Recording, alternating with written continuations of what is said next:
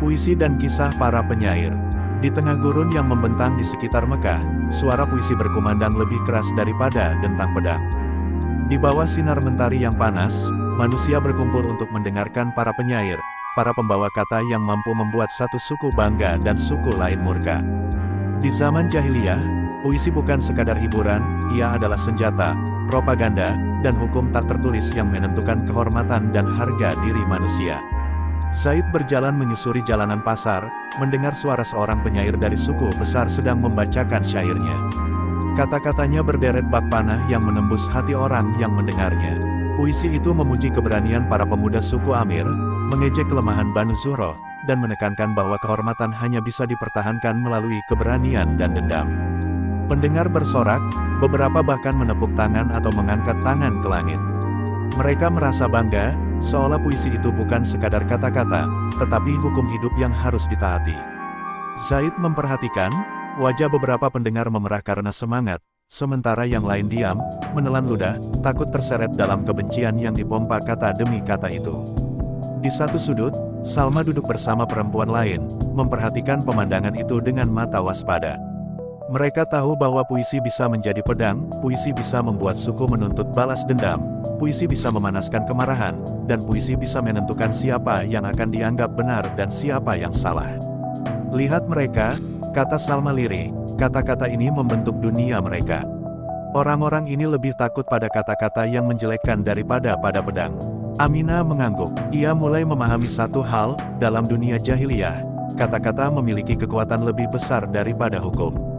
Seseorang bisa dicaci maki di syair, dan seluruh suku akan menuntut balas demi kehormatan, meski tak ada korban fisik sebelumnya.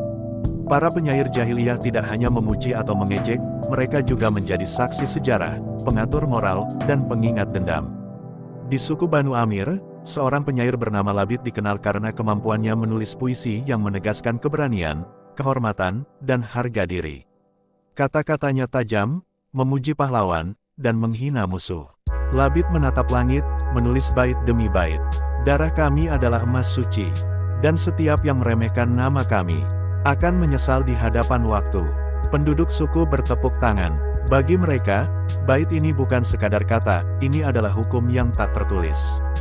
Mereka belajar bahwa kehormatan diukur dari seberapa baik mereka mematuhi kata-kata penyair dan seberapa cepat mereka menuntut balas dendam ketika puisi mereka dicemooh.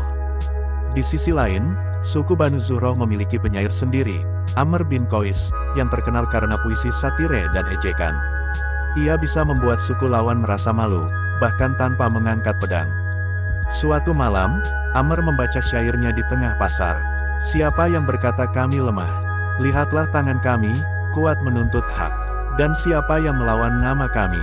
Ia akan tenggelam dalam kehinaan. Pendengar tertawa dan bersorak. Kata-katanya memanaskan kemarahan, membakar kebanggaan, dan menyiapkan jiwa-jiwa muda untuk perkelahian berikutnya. Zaid mengamati semuanya dengan perasaan campur aduk. Ia mulai sadar, perang di dunia jahiliyah tidak selalu menggunakan pedang. Kadang kata-kata lebih mematikan, karena mereka menanam dendam dan fanatisme yang akan tumbuh selama generasi. Salma dan Aminah berjalan di pasar, melihat sekelompok pemuda membaca syair-syair yang menekankan keberanian, kehormatan, dan balas dendam. Mereka mendengar bait-bait yang memuji seorang pahlawan suku dan mengolok suku lain. Tidak ada yang lebih mulia dari darah kami. Tidak ada yang lebih hina daripada mereka yang menentang kami. Aminah bergidik. Ia menyadari bahwa puisi, yang seharusnya bisa menjadi seni dan hiburan, telah menjadi alat kekerasan. Kata-kata ini menuntun manusia pada perang, dendam, dan kebencian. Perempuan dan budak yang tidak punya suara pun ikut terdampak, karena kehormatan suku selalu diukur melalui kekerasan. Zaid duduk di sebuah sudut, merenung.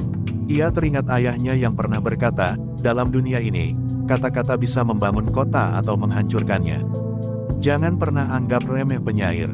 Ia mengamati bahwa benar saja, penyair tidak hanya bercerita, tetapi menentukan moral, menetapkan aturan tidak tertulis, dan bahkan menyiapkan konflik antar suku. Bait puisi bukan sekadar hiburan, tetapi panggilan untuk bertindak, kadang membunuh, kadang mencuri, kadang menuntut balas dendam.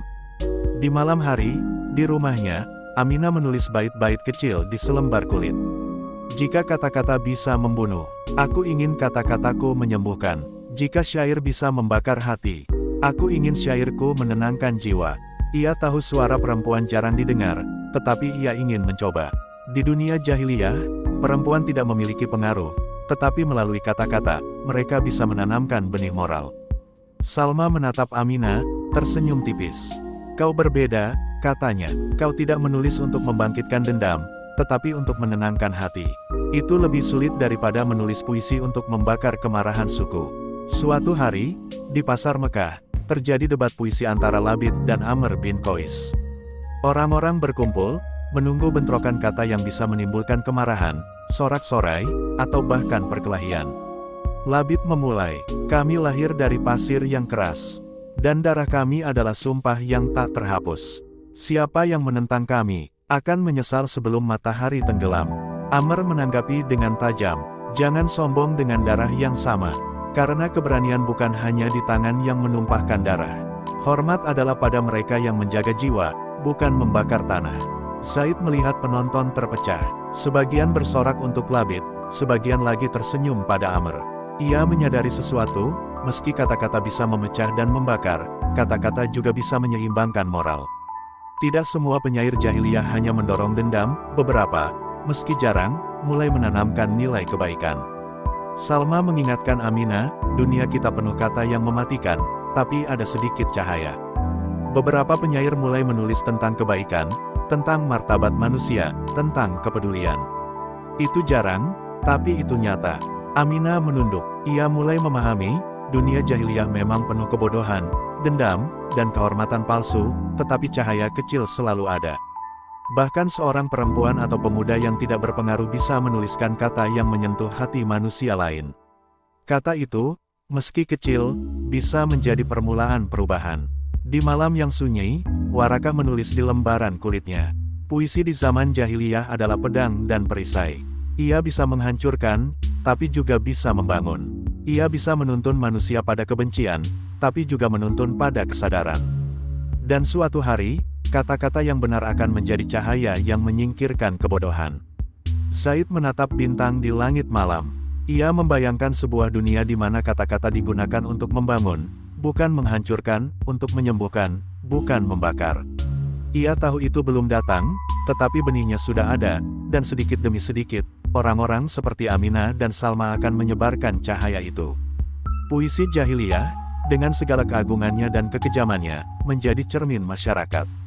Pujian dan ejekan menentukan harga diri dan kehormatan. Kata-kata bisa memulai perang atau menanamkan dendam.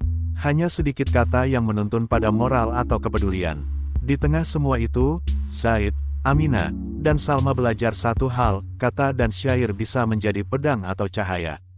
Dunia jahiliyah penuh pedang, tapi cahaya bisa muncul dari kata-kata yang jujur, tulus, dan bermartabat. Di penghujung bab, Aminah menulis bait terakhir di kulit tua, aku seorang manusia, bukan hanya pengikut nasib. Aku seorang perempuan, bukan hanya hiasan dunia.